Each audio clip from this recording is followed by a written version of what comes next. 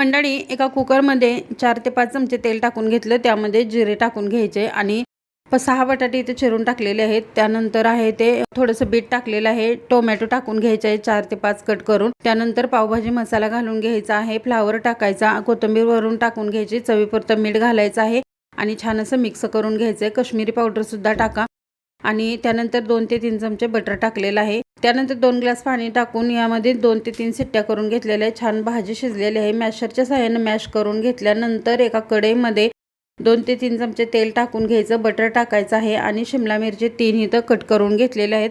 त्यानंतर कांदा आणि टोमॅटो सुद्धा घालून घ्यायचं. 2 ते 3 चमचे अद्रक लसूणची पेस्ट घाला आणि छान असं मिक्स करायचं आहे. त्यानंतर काश्मीरी पावडर 1 चमचा आणि जे पावभाजी मसाला आहे तो 1 चमचा टाकून घ्यायचं. कोथिंबीर टाकायची, 2 ते 3 चमचे पाणी टाकायचं आणि छान अशी वाफ काढून घ्यायची. त्यानंतर मॅशरनं चांगलं बारीक करून घ्यायचं आणि जे मिश्रण आपण बनवलेलं आहे पावभाजीचं ते यामध्ये मिक्स करून घ्यायचं.